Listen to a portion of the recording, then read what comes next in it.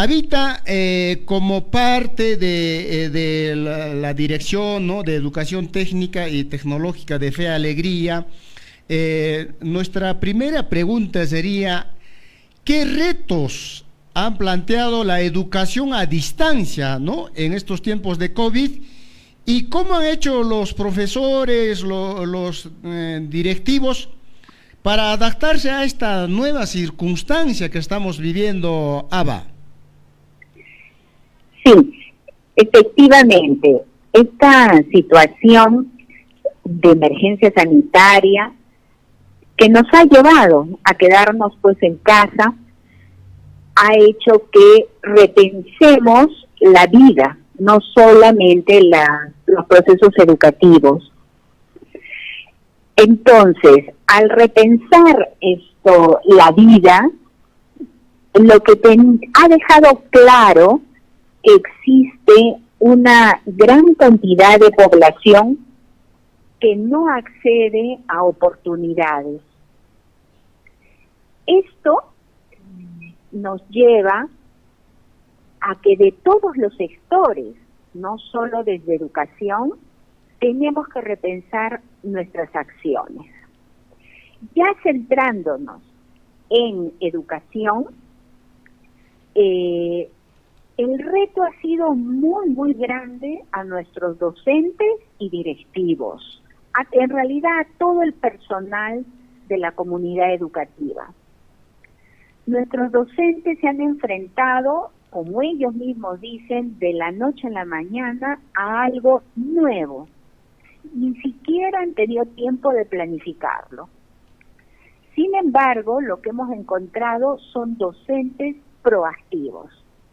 Docentes que se han juntado por medios virtuales, que entre ellos se han ayudado y han aprendido a usar estos medios virtuales, pero el primer punto y clave a la hora de juntarse los equipos docentes y directivos ha sido para hablar de cómo se sienten, de conectar con sus sentimientos.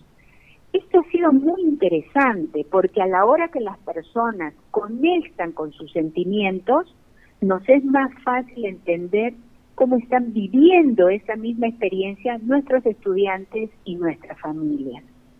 Entonces, un elemento que hemos encontrado interesantísimo en los equipos de las instituciones educativas es esta idea de hablar, dialogar, poner sobre la mesa el temor, el miedo, la inseguridad, y entre ellos, como equipo, como comunidad educativa, darse soporte. Otro aspecto clave es que han podido salir de sus retos para volver, como quien dice, a sus orígenes y repensar cuál es el sentido de las instituciones educativas. ¿Para qué está una institución educativa en un territorio? Muchos equipos directivos, sobre todo, han impulsado que con sus docentes tengan que volver a pensar. El contexto nos está diciendo que hay muchos aspectos que tenemos que dejar, que tenemos que cambiar. Por ejemplo, el alto consumismo, esta idea de competir unos a otros sin pensar en la persona. Todos estos aspectos hacen volver a la escuela y decir, ¿para qué es esta institución educativa? Los equipos directivos y docentes se han dado este trabajo y los han llevado ¿a qué? Algo interesantísimo, a priorizar aprendizajes. Ya no es voy a aplicar el currículum tal cual me dicen o me obligan. Lo que ha pasado en las comunidades educativas es que miran esos aprendizajes a la luz de los nuevos tiempos. ¿Qué de estos aprendizajes son fundamentales? ¿Y cuáles tengo que cambiar? ¿Cuáles tengo que incorporar? Por ejemplo, los temas de salud alimentación, hábitos de higiene, hábitos de limpieza, no dependen del grado, nivel, modalidad, etapa de la educación. En este momento se hacen fundamentales. Desde Fe y Alegría hemos podido ver cómo estos temas de salud, de alimentación, están ingresando incluso en currículos de la educación superior y del centro. Todos, esta reflexión está orientada a priorizar aprendizajes y volver, como digo, a los orígenes del sentido de la educación en nuestros territorios. Igualmente, otro aspecto muy interesante de las instituciones educativas es que, frente a esta circunstancia, se han organizado y han establecido metas. Metas de cortísimo plazo, porque no se trata de soñar la institución hacia dentro de 20 años. Estamos en un contexto incierto, desconocido, y las instituciones educativas sabiamente se han empezado a plantear metas de corto plazo. ¿Y esto qué ha generado? Que se cohesionen equipos. Es interesante cómo las instituciones educativas han empezado a cohesionar sus equipos a partir de estas metas. Por ejemplo, organizarse para armar la base de datos telefónica de todos los estudiantes. La forma como se han organizado los maestros, los directivos, el personal de servicio, los auxiliares, todos para armar la base de datos y comunicarse y llegar a sus estudiantes. Metas cortas, sencillas, pero que cohesionan a los equipos.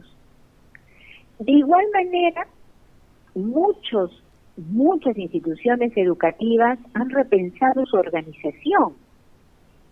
Antes, un profesor tenía una cantidad de horas en un aula, en una sección, en un ciclo, en un nivel. Ahora se tiene que repensar la organización. Los docentes se están reorganizando de otra forma. Y yo creo que esto hay que recogerlo. La experiencia, por ejemplo, de Fe Alegría 44, en su reorganización, toda centrada para asegurar que los estudiantes aprendan. Ya no es un curso separado de otro curso o un área separada de la otra área. Se pone por delante el aprendizaje y los docentes se reorganizan para llegar de la mejor manera a sus estudiantes, pero a distancia. Muchas muestras de docentes que están innovando en este proceso. Los profesores, por ejemplo, de secundaria o por ciclos a nivel de la educación superior o por carreras, lo que se han puesto es a pensar en equipo cómo llegan al mismo estudiante.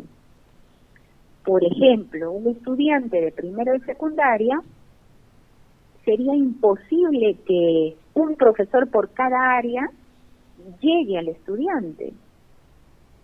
Lo que han hecho es reorganizarse y decir qué debe aprender los estudiantes, qué esperamos que aprendan en este contexto, y se han reorganizado y existe uno o dos docentes por grado, por nivel o por sección para ayudar a los estudiantes a resolver un reto o un problema. Entonces, metodologías nuevas. Siempre se ha hablado del aprendizaje basado en proyectos. Siempre hemos dicho que los proyectos deben integrar áreas. Pero todos los docentes que me están escuchando deben saber que no es fácil. Bueno, ahora el reto es a distancia. Y lo que hemos encontrado en algunos centros, y vuelvo a citar a Fe Alegría 44, en algunas escuelas rurales, es que el tip ha sido reorganizar a los docentes, replantear los aprendizajes. Otro aspecto que creo que también es un reto es el soporte tecnológico. No llegamos a todas las comunidades. Entonces, cuando yo hablo de soporte tecnológico, no estoy refiriéndome únicamente a la computadora e Internet. Miren, se ha revalorizado la elaboración de guías autoinstructivas, manuales didácticos impresos, porque eso sí es posible distribuirlo a las comunidades, pero nuevamente teniendo claro el aprendizaje. Tampoco se trata de distribuir guías de aprendizaje o manuales, una por cada área. O sea, el estudiante no va a tener ese tiempo para leer una por cada área. Pero si se reorganizan las áreas en función a proyectos, se reparten guías que integran áreas. Recordemos que el estudiante está en su casa y con su familia. Entonces, hablar de soporte tecnológico tiene que ver con todas aquellas innovaciones que podemos hacer, sean con instrumentos muy modernos como la computadora, el uso del Internet, como también con material impreso o el papel de la radio, por ejemplo. Es fundamental estos soportes tecnológicos. Y nuestros maestros están enfrentándose creativamente para usar todo tipo de soporte tecnológico con el objetivo de llegar a los estudiantes. Y acá ha surgido algo interesante en las instituciones educativas. Los docentes que tienen más dominio, por ejemplo, de Internet, apoyando a sus colegas. Los docentes que tienen más dominio en formular guías didácticas, dando soporte a otros colegas. Incluso un grupo de docentes que desde Fe y Alegría los estamos formando en edición de audios educativos. Porque hemos visto, por ejemplo, la radio allá de Taijo tiene mayor facilidad de llegar a las familias. Entonces, lo importante aquí en la tecnología es repensar toda la tecnología. Yo diría que ya no hablemos de tecnología moderna o ancestral. Todas son tecnologías y son válidas y serán modernas en tanto que nos ayuden a resolver los problemas que tenemos. Es decir, que esta situación ha generado un conjunto de experiencias por parte de maestros, directivos, todo el personal de la escuela, también por los estudiantes y los padres de familia. Y han surgido nuevos liderazgos, directores de instituciones educativas que conceden, permiten que otro docente con mayor experiencia asuma el liderazgo, por ejemplo, de la web, de todo lo que es manejo de web. Otros docentes que asumen el liderazgo de la elaboración de los proyectos. Y de esa forma se está viendo un liderazgo más compartido y no solamente un liderazgo directivo. En este sentido, Jesús, yo diría que esta situación de emergencia sanitaria tan dolorosa, tan peligrosa, sí nos debe llevar y está llevando a los educadores a repensar sus instituciones educativas. De igual manera en los centros y en los institutos. Bueno, ahora podemos elaborar, yo tengo experiencias muy interesantes de docentes que están elaborando sus tutoriales para la carrera de cocina.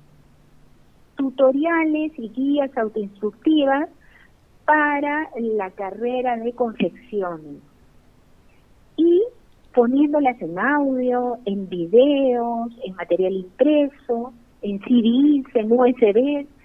Es muy interesante toda esta producción que están haciendo los maestros. Y algo que ha surgido es una renovación del vínculo pedagógico con los estudiantes. No estamos ya pensando solo desde el lado docente qué es lo que debe aprender el estudiante. Esta circunstancia nos está llevando a repensar si lo que creíamos que debe aprender es válido. Como les decía, el reto es priorizar aprendizajes, volver a pensar cuáles son esos aprendizajes que nos pueden permitir seguir siendo personas, que nos pueden humanizar. Por ese lado hemos estado reflexionando igual a nivel de la educación superior, como les digo, y técnico-productiva. Hemos podido armar algunos cursos virtuales para los maestros, porque el maestro de alguna manera tiene más posibilidades de ingresar, de tener conectividad. Pero luego con los maestros, ellos recrean nuevas estrategias de aprendizaje, también dependiendo del perfil, de la conectividad de sus estudiantes, del contexto en que viven. Todos debemos haber visto cómo maestros de zonas andinas se trasladan casa por casa de sus estudiantes para asegurarse que les llegó el material, para asegurarse de que están bien, o también para darles algún refuerzo, no solamente del aprendizaje, incluso apoyarlos en procesos como si les llegó las canastas, si les llegó el bono, cómo hacer para acceder a apoyos y asegurar la calidad de vida. Avita. Entonces creo, sí, Jesucito. Ya para ir cerrando, ¿no?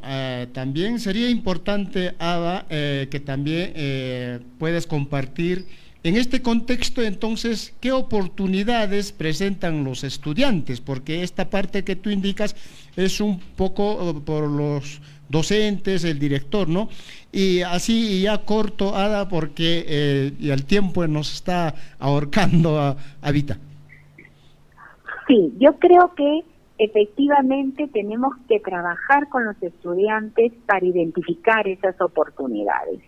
Por ejemplo, todo el tema de pensamiento matemático, programación, software, pero les diría a los estudiantes es que busquen a los CEPROS, a los institutos tecnológicos públicos, están desarrollando un conjunto de carreras que se pueden trabajar a distancia. Esta es una oportunidad para los CEPROS, podamos repensar nuestra oferta educativa y ofrecer a nuestros jóvenes programas a distancia. Y a los jóvenes decirles, busquen estas ofertas. Los CEPROS de Fe Alegría, el CEPRO de Caijo, estoy segura que están haciendo innovación. Y otro aspecto es, ingresen estudiantes a elaborar sus propios proyectos que les permitan recoger la situación de su comunidad, lean el contexto, y yo creo que la zona rural en especial va a ser el soporte de toda la población, sobre todo por la seguridad alimentaria. Muy bien, Avita, yo te agradezco y también felicitarte a ti por el trabajo que vienes realizando desde la Dirección de Educación Técnica y Tecnológica de Fe y Alegría a nivel nacional. Muchas gracias, Ava. Desde nuestro programa también Warmiguna Cusca Purisun es también escuchar las voces, ¿no?, de profesionales mujeres. Muchísimas gracias a Ava. Gracias, Jesús. Hasta luego. Ok.